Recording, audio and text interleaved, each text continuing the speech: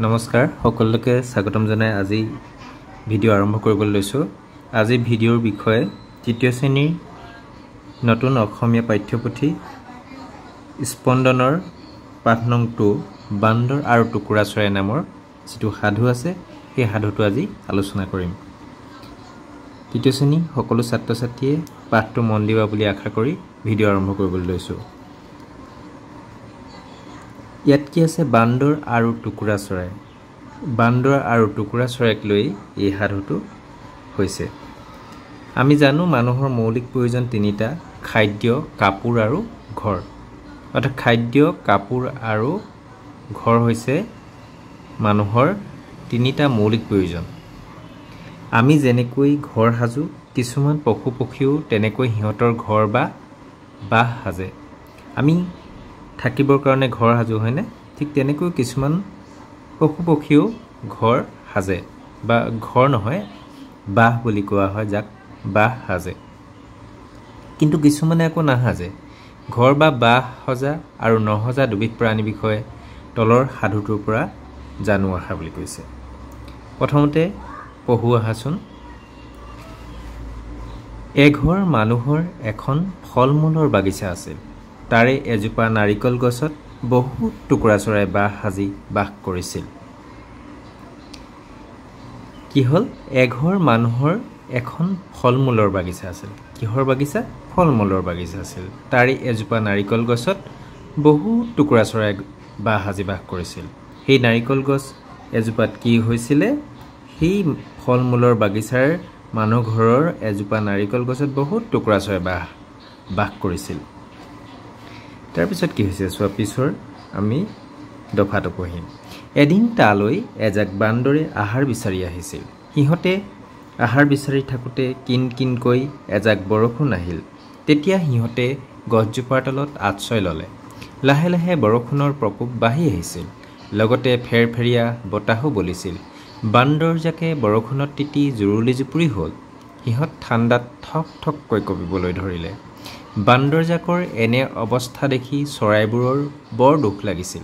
তাৰে এটা চৰাই বান্দৰজাকক লাহেকৈ ক'লে, তোমালোকৰ অৱস্থা দেখি আমাৰ বেয়াই লাগিছে।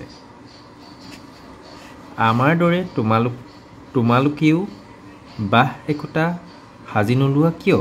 আমিচোন ঠোঁটেৰেই বাহ সাজি লৈছোঁ, চোৱা। এতিয়া কি হৈছে? এদিন তালৈ এজাক বান্দৰে আহাৰ বিচাৰি আহিছিল। সেই যিখন মানুহজনৰ ফল-মূলৰ বাগিচা আছিল তালৈ কি হ'ল? এদিন এজাক বান্দৰে আহাৰ বিচাৰি আহিছিল। সিহঁতে আহাৰ বিচাৰি থাকোঁতে কিনকৈ এজাক বৰষুণ আহিল। যেতিয়া সিহঁতে আহাৰ বিচাৰি আছিল তেতিয়া কিনকৈ বৰষুণ এজাক আহিছিল। তেতিয়া সিহঁতে গছজোপাৰ তলত আশ্ৰয় ল'লে। যেতিয়া কিনকৈ বৰষুণ আহিছিলে বান্দৰজাকে ক'ত আশ্ৰয় লৈছিলে? গছজোপা যিজোপা নাৰিকল গছ আছিলে সেই নাৰিকল গছজোপাৰ তলতে আশ্ৰয় লৈছিল। লাহে লাহে বৰষুণৰ প্ৰকোপ বাঢ়ি আহিছিল।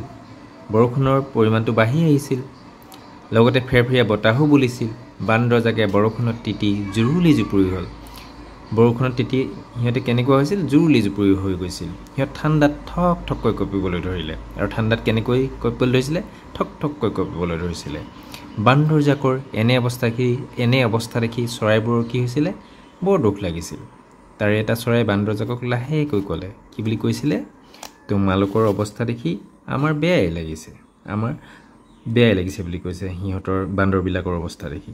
আমাৰ দৰে তোমালোকেও বাহ একোটা সাজি নোলোৱা কিয়? তোমালোকেও আমি যেনেদৰে বাহ সাজি লওঁ এটা বাহ সাজি কিয় নোলোৱা বুলি কৈছে। আমিচোন ঠোঁটেৰেই বাহ সাজি লৈছোঁ, চোৱা। সেনেকৈ বান্দৰে কি কৈছিলে? তাৰে মানে এই টুকুৰা চৰাইবিলাকৰ এটা চৰাই বান্দৰজাকক তেনেকৈ বাহ সাজি ল'বলৈ কৈছিল, উপদেশ দিছিল। তাৰপিছত কি হৈছে? তৃতীয় আমি যিটো দফা আছে পঢ়িছোঁ সাধুটোৰ তৃতীয় দফাটোত কি আছে? চৰাইটোৰ কথাত কেইটামান বান্দৰৰ খং উঠিল। সিহঁতে মনৰ ভিতৰতে গুজুৰি গুমৰি থাকিল। তাৰে দুটামানে দাঁত নিকটাই খেকাইছিল আৰু বৰষুণজাক এৰালৈ বাট চাই থাকিল। তাৰপিছত কি হ'ল? চৰাইটোৰ কথাত কেইটামান বান্দৰৰ কি হৈছিলে? খং উঠি গৈছিল হয়নে? সিহঁতে মনৰ ভিতৰতে গুজুৰি গুমৰি থাকিল। তাৰে দুটামানে দাঁত নিকটাই খেকাইছিল আৰু বৰষুণজাক এৰালৈ বাট চাই ৰৈছিল হয়নে বৰষুণজাক কেতিয়ানো এৰিব তালৈ বাট চাই ৰৈছিল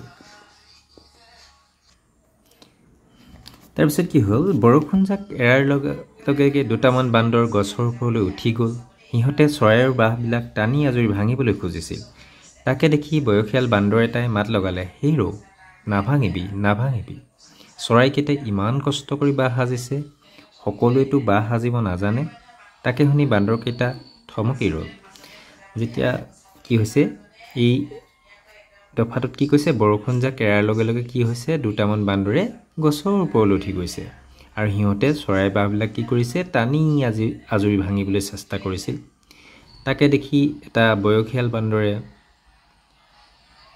এটা জ্ঞানী বান্দৰে কেনেকৈ কৈছিলে মাত লগালে হেই ৰৌ নাভাঙিবি নাভাঙিবি ভাঙিবলৈ নাই কোৱা টুকুৰা চৰাই বাহবিলাক চৰাইকেইটা ইমান কষ্ট কৰি বাহ সাজিছে সকলোৱেতো বাহ সাজিব নাজানে তাকে শুনি বান্দৰকেইটা কি হৈছিলে থমকি ৰৈছিলে সেই বয়সীয়াল বান্দৰটোৰ কথা শুনি চৰাই বাহবিলাক ভঙাটো বন্ধ কৰিছিল বান্দৰকেইটাই যিকেইটা ভাঙিবলৈ লৈছিল হয়নে এতিয়া আমি এই সাধুটোৰ পৰা কি গম পাইছোঁ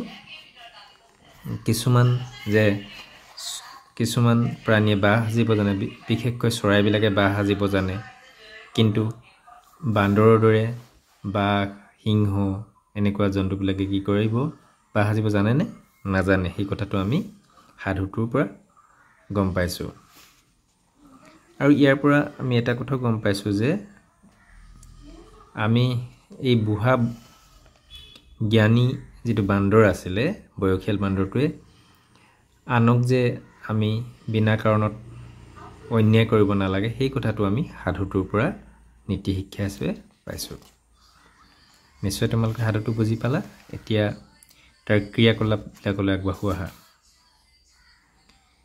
ক্ৰিয়াকলাপ 1টোত কি দিছে আলোচনা কৰোঁ আৰু লিখো আহা ইয়াত কি দিছে আলোচনা কৰোঁ আৰু লিখো আহা বুলি কৈছে কটোত কি দিছে টুকুৰা চৰাইবোৰে কোনজোপা গছত বাহ সাজি আছিল মই তোমালোকক এইটো মই লিখি দিছোঁ চোৱাচোন ইয়াত 1 নম্বৰ যেটো ক্ৰিয়াকলাপ প্ৰথম প্ৰশ্নটো কি দিছে কটো কি দিছে টুকুৰা চৰাইবোৰে কোনজোপা গছত বাহ সাজি আছিল উত্তৰটো আমি কি লিখিম টুকুৰা চৰাইবোৰে নাৰিকল গছত বাহ সাজি আছিল খটো কি দিছে বান্দৰজাক বাগিচাখনলৈ কি বিচাৰি আহিছিল বান্দৰজাক বাগিচাখনলৈ আহাৰ বিচাৰি আহিছিল গটো কি দিছে বান্দৰজাকে গছৰ তলত কিয় আশ্ৰয় লৈছিল উত্তৰটো আমি কি লিখিম বান্দৰজাকে বৰষুণৰ পৰা ৰক্ষা পাবলৈ গছৰ তলত আশ্ৰয় লৈছিল ঘটো কি দিছে ঠাণ্ডাত ঠকঠককৈ কোন কঁপিছিল ঠাণ্ডাত বান্দৰবোৰ ঠকঠককৈ কঁপিছিল তাৰপিছত আমি 2 নম্বৰ উত্তৰ কোৱা আৰু লিখা বুলি আছে হেৰো নাভাঙিবি নাভাঙিবি চৰাইকেইটাই ইমান কষ্ট কৰি বাহ সাজিছে সকলোৱেতো বাহ সাজিব নাজানে কথাষাৰ কোনে কাক কৈছিল খটো দিছে সিহঁতে কিয় ঘৰ নাহাজে বাৰু গটো বান্দৰৰ বাহিৰে আৰু কোনে কোনে বাহ নাহাজে এতিয়া মই ইয়াৰ উত্তৰকেইটা তোমালোকক মই বহিত কৰি দিছোঁ হেৰো নাভাঙিবি নাভাঙিবি চৰাইকেইটাই ইমান কষ্ট কৰি বাহ সাজে সকলোৱেতো বাহ সাজিব নাজানে কথাষাৰ কোনে কাক কৈছিল কথাষাৰ এটা বয়সীয়াল বান্দৰে চৰাইৰ বাহবিলাক ভাঙিব খোজা বান্দৰবোৰক কৈছিল হয়নে খ সিহঁতে কিয় ঘৰ নাহাজে বাৰু খটো আমি সিহঁতে কিয় ঘৰ নাহাজে আমি গম পাইছিলোঁ সিহঁতে অৰ্থাৎ বান্দৰবোৰে বা অন্য যিবিলাক প্ৰাণীয়ে যি ঘৰ সাজিব নাজানে কাৰণে ঘৰ নাহাজে হয়নে সিহঁতে অৰ্থাৎ বান্দৰবোৰে ঘৰ সাজিব নাজানে বাবে ঘৰ নাহাজে তাৰপিছত গটোত কি দিয়া আছিলে বান্দৰৰ বাহিৰে আৰু কোনে কোনে বাহ নাহাজে বান্দৰৰ বাহিৰে শিয়াল সিংহ আদি কি হয় ঘৰ নাহাজে বুলি আমি লিখিব লাগিব 3 নম্বৰ তলৰ প্ৰশ্নবোৰ শুদ্ধ উত্তৰ বাছি উলিয়াই সঠিক তোত এনেকুৱা চিনটো পূৰ কৰিবলৈ কৈছে বান্দৰজাকক বৰষুণত তিতি থকা দেখা পাই টুকুৰা চৰাইটোৱে কৈছিল তোমালোকৰ অৱস্থা দেখি আমাৰ বেয়াই লাগিছে তোমালোকে আমাৰ দৰে বাহ একোটা সাজি নোলোৱা কিয় আমিচোন থতেৰি বাহ সাজি লৈছোঁ চোৱা এই কথাখিনি কৈ চৰাইটোৱে বান্দৰকেইটাক কি কৰিছিল? খং কৰিছিল, ক উপদেশ দিছিল, গ অপমান কৰিছিল, ইটিকিং কৰিছিল। আমি ইয়াৰ উত্তৰ কোনটো হ'ব? এইটো উপদেশ দিছিল। এইটো আমি খটোত আমি ৰাইট চিন দিব লাগিব। 4 নম্বৰত আছে ৰছীডালত ওলমি থকা শব্দসমূহলৈ তলৰ বাক্যসমূহ সোঁৰাও আহা। খেক খেকাই, কিন কিন, গুজৰি গুমৰি, জুৰুলি জুপুৰি, ঠক ঠক, টানিয়া জুৰি, এইকেইটা আমাৰ ৰছীডালত শব্দ দিছে। আমি খালী ঠাই পূৰ কৰিব লাগে। এতিয়া কিন কিনকৈ বৰষুণ আহিছিল, ইয়াত কিন কিন লিখিব লাগিব। বান্দৰজাক বৰষুণত তিতি জুৰুলি জুপুৰি হৈছিল। সিহঁতে ঠাণ্ডাত ঠক ঠককৈ কঁপিছিল। কেইটামান বান্দৰে মনৰ ভিতৰত গুজৰি গুমৰি আছিল। সিহঁতে চৰাইৰ বাহবোৰ টানি আজুৰি ভাঙিবলৈ খুজিছিল। প্ৰথম চকীটো কি আছে? দুটামান বান্দৰে দাঁত নিকটাই খেক খেকাই আছিল। আমি খেক খেকাই আছিল বুলি লিখিব লাগিব লাষ্টটো। ইয়াত দিছে ঘৰটো কি ভাষা অধ্যয়ন, 5 নম্বৰ পৰা আমাৰ ভাষা অধ্যয়ন হিচাপে আমাক কিছুমান প্ৰশ্ন দিছে। এইটো আমাৰ ব্যাকৰণৰ প্ৰশ্ন বুলি ক'ব লাগিব। এঘৰ মানুহৰ এখন ফল মূলৰ বাগিচা আছিল। এই বাক্যটোত আছিল শব্দটো আগতে থকা অৰ্থ বুজাইছে। যিটো আগতে হৈছে, ইতিমধ্যে কামটো হৈ গৈছে, হয়নে? এনেদৰে আগতে হৈ যোৱা, থকা, খোৱা, কৰা আদি অৰ্থ বুজোৱা শব্দবোৰ পাঠৰ পৰা বিচাৰি উলিয়াই লিখা। মই দুটা কৈ দিছোঁ, কৰিছিল, আহিছিল, এইবিলাক আগতে হৈছিলে। তোমালোকে এইকেইটা নিজেই বাছি উলিওৱা। খেক খেকাইছিল, এনেধৰণে কিছুমান শব্দ আছে যিবিলাক আগতে হৈছিল। এইবিলাক তোমালোকে নিজেই কৰিবলৈ চেষ্টা কৰিবা। তাৰপিছত তলৰ তালিকাখনৰ শব্দবোৰ ভালদৰে পঢ়িছোঁ আৰু সঠিক ঘৰত ৰাইট চিনটো দিয়া। এজোপা শব্দ এটা বুজোৱা আৰু দুটা বা তাতোধিক বুজোৱা। এটা বুজোৱা এজোপাটো এজোপা গছ বুজোৱা, সেইটো ৰাইট চিন। তাৰপিছত এজাকটোতো আমি এটা বুজোৱা হ'ব, কাৰণ এজাক হ'লে এটাতকৈ বেছি হয়, কিন্তু ইয়াত আমি এটা জাক কাৰণে আমি ইয়াত একবচনতে দিম। চৰাইবোৰ, এইটো আমি বহু বচন, দুটা বা তাতোধিক বুজোৱা, দুটামান, কেইটামান, এইবিলাক হৈছে দুটা বা তাতোধিক বুজোৱা।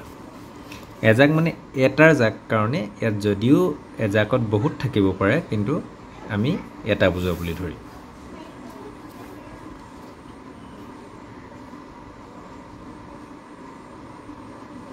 তাৰপিছত এইকেইটা আমাৰ 7 নম্বৰ কেইটাকে দিছে, এইকেইটা নিজে কৰিবা তোমালোকে। বান্দৰজাকক বৰষুণত তিতি থকা দেখি টুকুৰা চৰাইবোৰে দুখ কৰিছিল। তলৰ পৰিস্থিতিবোৰত তুমি কি কৰিবা?